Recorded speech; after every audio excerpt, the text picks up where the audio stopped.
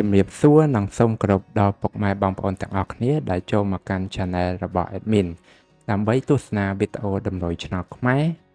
សម្រាប់ថ្ងៃទី15ខែ3ឆ្នាំ2025សម្រាប់វេលាម៉ោង1ម៉ោង3និងម៉ោង6ដូច្នេះកុំបង្អង់យូរសូមពុកម៉ែបងប្អូនកលេចមកមើលតម្រុយ2លេខតម្រុយ2លេខ Admin គឺមានលេខ42 46 52 58សម្រាប់ប៉ះ ABCD បន្ទាប់មកគឺខ្ទង់ O ខ្ទង់ O Admin គឺ O នៅខ្ទង់40និងខ្ទង់50សម្រាប់ប៉ះ ABCD ដូចគ្នាបន្ទាប់មកគឺលេខពិសេសAdmin គឺមានលេខ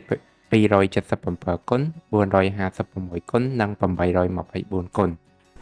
ដែលលេខទាំងអស់នេះសុទ្ធសឹងតែជាលេខដែលមានសង្ឃឹមថានឹងចេញខ្ពស់សម្រាប់ថ្ងៃនេះអរគុណពុកម៉ែបងប្អូនទាំងអស់គ្នាដែលបានទស្សនាវីដេអូនេះពីដើមរហូតដល់ចប់ក៏ជូនពរពុកម៉ែបងប្អូនទាំងអស់គ្នាធ្វើការសងសំណាននៅថ្ងៃថ្មីទទួលបាននូវការហេងឆ្នះចំទាំងអស់គ្នាជាចុងក្រោយ Admin សូមពុកម៉ែបងប្អូនជួយ Like Subscribe និង Share ដើម្បីជាកម្លាំងចិត្តដល់ Admin ផងនិងដើម្បីពុកម៉ែបងប្អូនទាំងអស់គ្នាទទួលបាននូវវីដេអូថ្មីបានឆាប់រហ័សផងដែរដូច្នេះ Admin សូមជម្រាបលានិងជួបគ្នានៅវីដេអូក្រោយ